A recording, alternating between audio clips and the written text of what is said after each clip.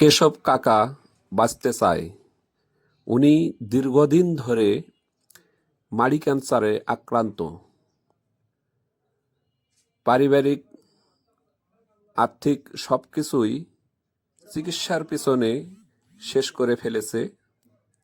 এখন মানুষের দ্বারে দ্বারে সাহায্য চায়া বেড়াইতেছেন।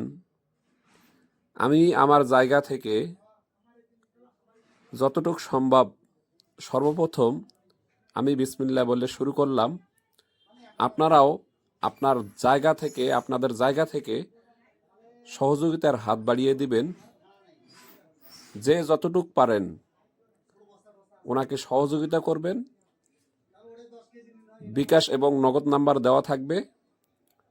আর যারা সহযোগিতা করতে পারবেন না, সামর্থ্য নেই, তারা অন্তত একটি করে শেয়ার করে সহযোগিতা করবেন।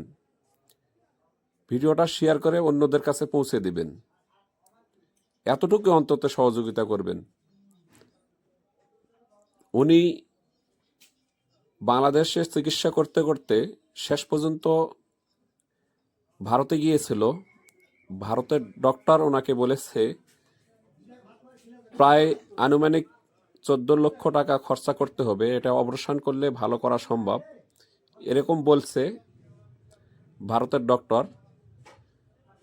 তো এই জন্য মানুষের দ্বারে দ্বারে সাহায্য চায়া বেড়াইতেছেন ওরা স্বামী স্ত্রী দুইজনে।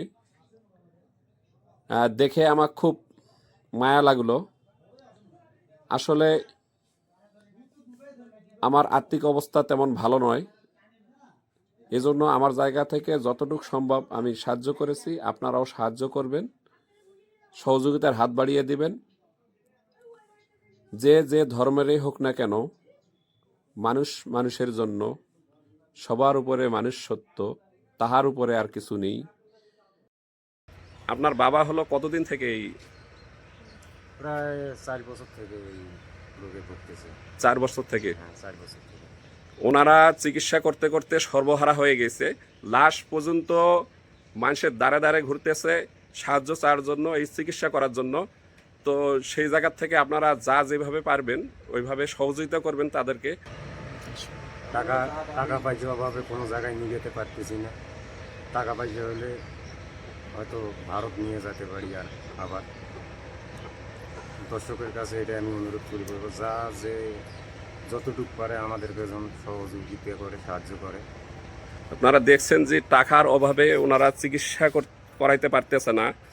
আপনারা যা যেভাবে পারবেন তাদেরকে সহযোগিতা করবেন, উনি যাতে করে সুস্থ হয়ে আমাদের মাঝে আবার ফিরে আসেন। মানুষ বলে যে 10-এর লাঠি 1-এর বোঝা, 10 জনে যদি সহযোগিতা করি অবশ্যই উনি অপারেশন করে আমাদের মাঝে আবার ফিরে আসতে পারবে। মানুষ মানুষের জন্য, সবার উপরে মানুষ সত্য, তার উপরে আর কিছু নেই। সবাই সহযোগিতা করবেন।